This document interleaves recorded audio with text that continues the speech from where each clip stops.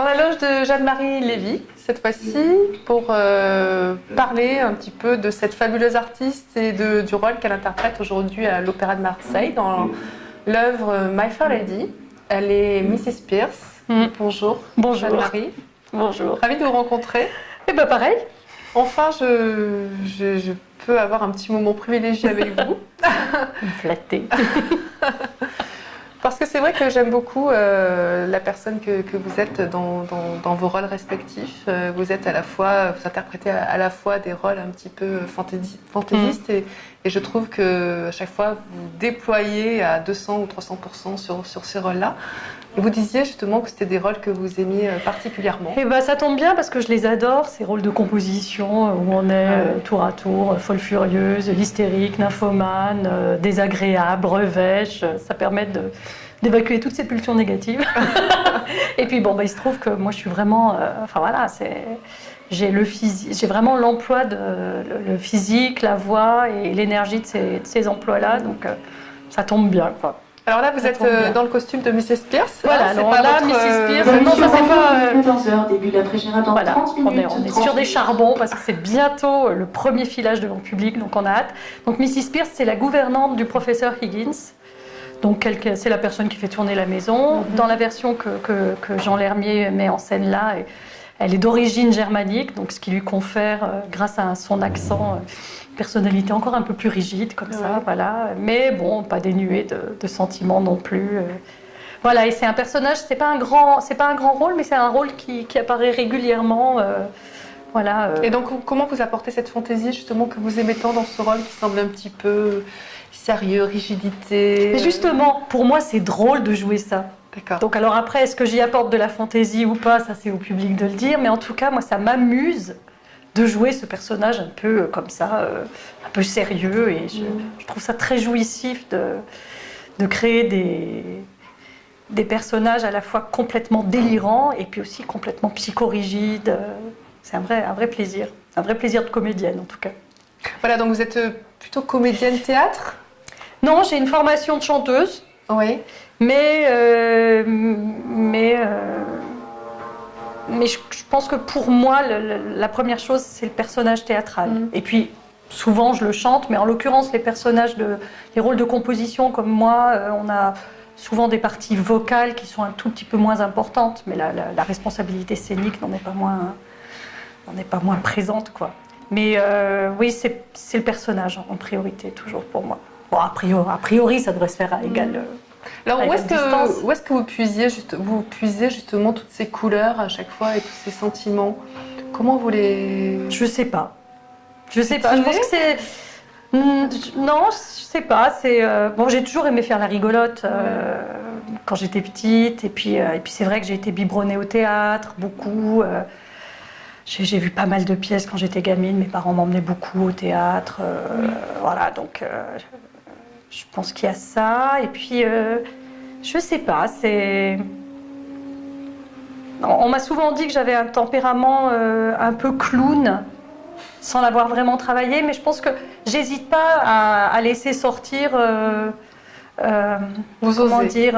les choses désagréables que je peux avoir à l'intérieur de moi. Je pense que c'est comme ça aussi qu'on nourrit le comique, c'est-à-dire on n'hésite pas, on ose se montrer désagréable, moche, pas sympa, et du coup c'est ça qui devient drôle en fait. On se regarde pas faire ça. Alors justement, quand vous alliez théâtre et art lyrique, qu'est-ce que ça représente pour vous justement de rassembler ces deux arts? Pour moi, l'un ne va pas sans l'autre. Enfin, je veux dire, l'art lyrique pour moi ne va pas sans le théâtre. Après, le théâtre peut aller sans l'art lyrique parce qu'effectivement, il y a des pièces de théâtre, bien sûr, heureusement, c'est merveilleux. Mais l'opéra, l'opérette, le théâtre musical, pour moi, il faut que les deux aillent ensemble, quoi. Je ne peux pas imaginer l'un sans l'autre. Je ne peux pas imaginer faire un spectacle lyrique sans me dire le texte théâtral, le texte qui est mis en musique, sans me le dire sans la musique, et me dire, bon, c'est quoi que ça raconte cette histoire. Voilà. Puis après, il y a ce qu'apporte la musique, mais on dit souvent prima la musica, poi le parole ou le contraire. Moi, pour moi, c'est vraiment ensemble. Il n'y en a pas un qui doit être sacrifié pour l'autre. Est-ce que quand vous préparez un rôle, est-ce que pour vous, dans votre esprit, c'est vraiment de la préparation ou c'est Ça fait partie de votre quotidien finalement parce que quelque part vous êtes comme ça. Comment vous les Non, je le prépare le rôle. Je le prépare, je le lis. Je regarde toujours d'abord l'histoire, moi, les mots. Puis après, voilà, je regarde la musique, comment c'est construit, comment ça souligne le texte. Tout ce qui est dialogue parlé, puisque moi je fais beaucoup d'opérettes, beaucoup d'Offenbach, je regarde un peu comment ça fonctionne et tout ça. Mais c'est vraiment, il y a un travail de qui je suis, qu'est-ce que je raconte, dans quelle situation. Voilà. Et là, avec le metteur en scène, comment c'est je le trouve formidable. Je le trouve formidable parce que justement, je trouve qu'il y a un vrai travail de direction d'acteur avec C'est un directeur de théâtre à la base. C'est un vrai directeur de théâtre, mais il a la double qualité d'être à la fois directeur de théâtre et en même temps d'être totalement à l'écoute avec la musique, le tempo musical, parce que c'est toujours ça la difficulté, je trouve, dans des œuvres de théâtre musical. Enfin, à partir du moment où on mélange le temps théâtral sur des scènes de texte parlé, puis le temps musical, c'est d'avoir une égalité d'énergie, de ne pas avoir des chutes ou des pics tout d'un coup. Et Jean est vraiment sensible à ça, sur la continuité du personnage, qu'il soit en train de parler ou qu'il soit en train de chanter. Alors bon, moi je dirais que dans My Fair Lady, ça ne me concerne pas beaucoup parce que je chante très peu. Mais je l'observe sur mes camarades qui jouent et qui chantent, notamment sur Elisa, cette continuité. Sur François, c'est pareil. Et ça, je trouve que quand le travail se déroule comme ça, sur des vraies intentions, des vraies continuités de personnages, j'adore. J'adore. Je ne connaissais pas ce metteur en scène, mais vraiment, pour moi, c'est comme ça que j'aime travailler. Après Opéra de Marseille, vous avez d'autres projets, Jeanne-Marie ? Alors, après l'Opéra de Marseille, je reprends une production de Faust, à côté de Bordeaux. Donc c'est une production que je n'ai pas faite, mais c'est le personnage de Dame Marthe que j'ai déjà chanté là, il n'y a pas très longtemps à Massy.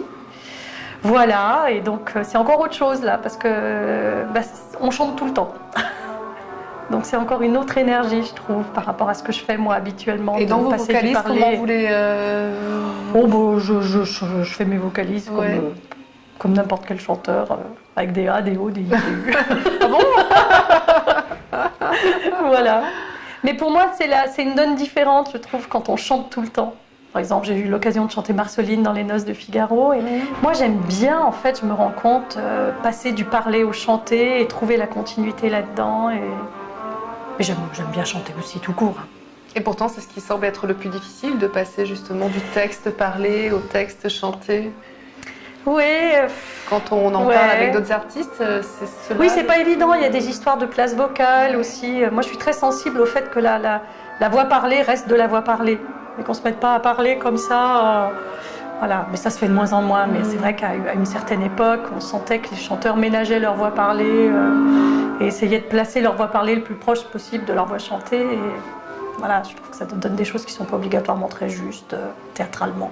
Mais ça disparaît de plus en plus.